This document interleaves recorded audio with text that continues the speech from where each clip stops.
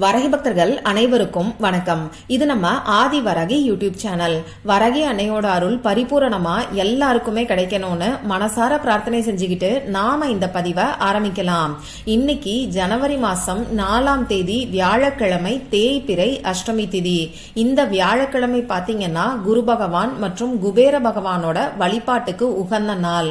இப்படிப்பட்ட அற்புதமான நாள்ல பணத்தை நாம வசியம் செய்யறதுக்கு, பணவரவு நமக்கு அதிகரிக்கிறதுக்கு இப்ப நான் சொல்ற மாதிரி நீங்க எழுதி தலகாணிக்கடியில வச்சு தூங்கினாலே போதும். 8 நாட்கள்ல 8 கோடி ரூபாய் கிடைக்கிறதுக்கான வாய்ப்புகள் கூட உங்களுக்கு இருக்கு. அந்த அளவுக்கு சக்தி வாய்ந்த பரிகாரத்தை தான் இப்ப நான் உங்களுக்கு சொல்ல போறேன். அது என்ன பரிகாரம், இதை நாம எப்படி செய்யணும், தேவையான பொருட்கள் என்னன்னு இப்ப நான் உங்களுக்கு சொல்றேன். இன்னைக்கு நமக்கு தேய்பிறை அஷ்டமி திதி.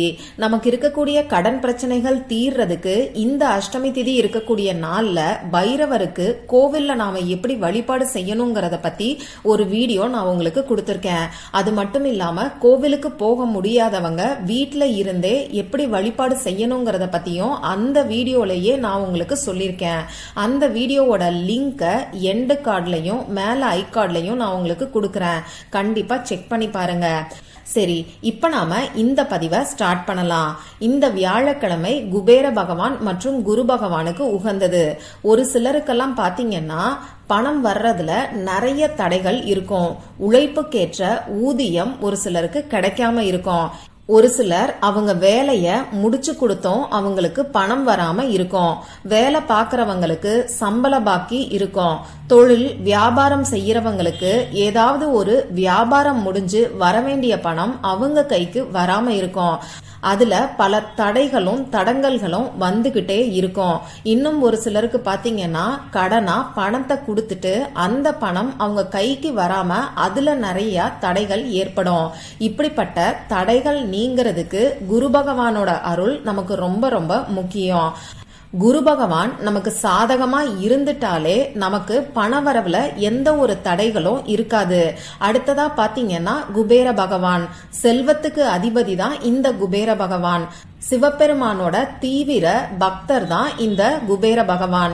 சிவபெருமான் உலகத்துல இருக்கக்கூடிய செல்வங்கள் எல்லாத்தையும் குபேர பகவான் கிட்ட ஒப்படைச்சாரு. அந்த வகையில நமக்கு கோடீஸ்வர யோகம் நம்மள தேடி வரணும்னா இந்த குபேர பகவானோட அருளும் கட்டாயமா நமக்கு தேவைப்படும். இப்படிப்பட்ட குரு பகவான் மற்றும் குபேர பகவானோட வழிபாட்டுக்கு உகந்த நாள் தான் வியாழக்கிழமை. இந்த அற்புதமான நாள்ல பணத்தை வசியம் செய்யறதுக்கான ஒரு ஈர்ப்பு விதி பயிற்சியை தான் இப்ப நான் உங்களுக்கு சொல்ல போறேன். இது ஈர்ப்பு விதி பயிற்சியா இருக்கறனால நமக்கு எந்த விதமான கட்டுப்பாடுகளுமே கிடையாது. ஆண்கள் பெண்கள் யாரு வேணாலும் செய்யலாம். பிறப்பு தீட்டு இறப்பு தீட்டு இருந்தாலும் செய்யலாம். பெண்களுக்கு மாதவிடாய் சமயமா இருந்தாலும் தாராளமா செய்யலாம். நீங்க இன்னைக்கு அசைவம் சாப்பிட்டு இருந்தீங்கன்னாலும் இந்த பரிகாரத்தை செய்யலாம். இன்னைக்கு எந்த நேரத்துல செய்யணும்னு பாத்தீங்கன்னா நைட்டு 8 மணில இருந்து 9 மணிக்குள்ள வரக்கூடிய குருஹோரை நேரத்துல செய்யறது நல்ல பலன்களை கொடுக்கும். இப்படி இந்த குறிப்பிட்ட நேரத்துல செய்ய முடியாதவங்க இன்னைக்கு நைட்டு 12 மணிக்குள்ள நீங்க எப்ப வேணாலும் செய்யலாம்.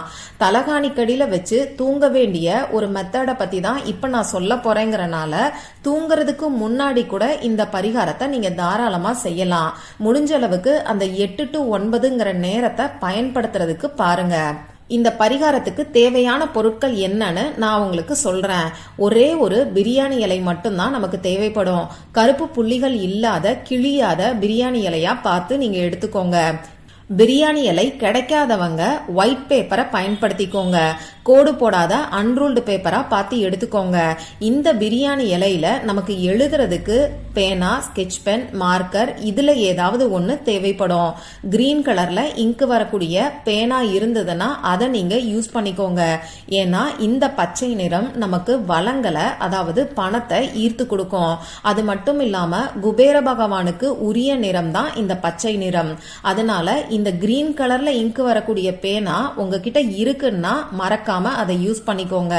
கிரீன் கலர்ல இங்கு வரக்கூடிய பேனாவோ ஸ்கெட்ச் பேனாவோ உங்ககிட்ட இல்லைன்னா ரெட் கலர்ல இங்கு வரக்கூடிய பேனாவை நீங்க பயன்படுத்திக்கோங்க. சரி, இப்ப நான் சொன்ன குறிப்பிட்ட நேரத்துல அமைதியான ஒரு இடத்துல நீங்க உட்கார்ந்துக்கோங்க. உங்க முகம் கை காலை கழுவிட்டு வந்துட்டு அதுக்கப்புறமா தேவையான பொருட்களை எடுத்து வச்சுக்கிட்டு அமைதியான இடத்துல நீங்க உட்கார்ந்துக்கோங்க. நம்ம சேனல்ல தொடர்ந்து நான் உங்களுக்கு நிறைய சிம்பல்களை பத்தி சொல்லிக்கிட்டு இருக்கேன். சைக்கோ சிம்பாலஜி, ஜிபு சிம்பல், சிஜில் சிம்பல், இந்த மாதிரி பல வகையான சிம்பல்களை நான் உங்களுக்கு கொடுத்துருக்கேன். அடுத்ததா பாத்தீங்கன்னா சுக்கிர பகவானுக்குரிய ஒரு சிம்பலையும் நான் உங்களுக்கு கொடுத்துருக்கேன். இப்போ இந்த பதிவுல குரு பகவானுக்குரிய ஒரு சிம்பலை நான் உங்களுக்கு கொடுக்கறேன். அந்த சிம்பலை நீங்க எடுத்து வச்சிருக்கக்கூடிய பிரியாணி இலையில வரைஞ்சுக்கோங்க. அது எப்படின்னு சொல்லி இப்ப ஸ்கிரீன்ல உங்களுக்கு வீடியோவாவே தெரியும். நான் உங்களுக்கு வரைஞ்சு காட்டியிருக்கேன். அதை பார்த்து நீங்க வரைஞ்சுக்கோங்க. முதல்ல 2 மாதிரி போட்டுட்டு அதுல 4ங்கிற நம்பர் வர மாதிரி ஒரு கோடு போட்டுக்கோங்க. இந்த 2ம் 4ம் சேர்ந்த மாதிரி இருக்கு இல்லையா, இதுதான் குரு பகவானுக்குரிய சிம்பல். பிரியாணி இலையில இப்ப நான் ஸ்கிரீன்ல கொடுத்திருக்கக்கூடிய இந்த சிம்பலை நீங்க வரைஞ்சதுக்கு அப்புறமா என்ன பண்ணணும்னு பாத்தீங்கன்னா, குபேர பகவானுக்குரிய ஒரு சீக்ரெட் கோட நான் உங்களுக்கு கொடுக்கறேன். இந்த சிம்பலுக்கு கீழே குபேர பகவானுக்குரிய அந்த சீக்ரெட் கோட எழுதிக்கோங்க. இந்த குபேர பகவானுக்குரிய இந்த கோடை பத்தி ஏற்கனவே 2-3 வீடியோல நான் உங்களுக்கு கொடுத்திருக்கேன். அந்த நம்பர் என்னன்னு பாத்தீங்கன்னா 544759. இதுதான் அந்த நம்பர். இது குபேர பகவானுக்குரிய சீக்ரெட் கோடுன்னே சொல்லலாம். இந்த நம்பரை இப்ப நான் சொன்ன மாதிரி தனித்தனியா சொல்லிக்கிட்டே அந்த பிரியாணி இலையில நீங்க எழுதுங்க. இந்த பரிகாரத்தை செய்ய ஆரம்பிக்கிறதுக்கு முன்னாடி உங்க குலதெய்வத்தை நினைச்சு பிரார்த்தனை செஞ்சுக்கிட்டு செய்ய ஆரம்பிங்க. இப்போ குரு பகவானுக்குரிய அந்த சிம்பலை வரைஞ்சதுக்கு அப்புறமா குரு பகவான் கிட்ட மனசார பிரார்த்தனை செஞ்சுக்கோங்க. அடுத்ததா குபேர பகவான் கிட்ட பிரார்த்தனை செஞ்சுட்டு இந்த நம்பரை நீங்க எழுதுங்க. இப்படி பிரியாணி இலையில எழுதிட்டு மனசார குரு பகவான் கிட்டையும் குபேர பகவான் கிட்டையும் உங்களுக்கு பணவரவு அதிகரிக்கணும்னு சொல்லி பிரார்த்தனை செஞ்சுக்கிட்டு இந்த பிரியாணி இலைய உங்க இடது உள்ளங்கையில, அதாவது லெப்ட் ஹேண்ட்ல வச்சுக்கிட்டு வலது உள்ளங்கையால ரைட் ஹேண்டால நீங்க மூடிக்கோங்க. இப்போ உங்களுக்கு பணம் உங்களை தேடி வர்ற மாதிரி ஒரு நிமிஷத்துக்கு நீங்க கற்பனை பண்ணி பாருங்க.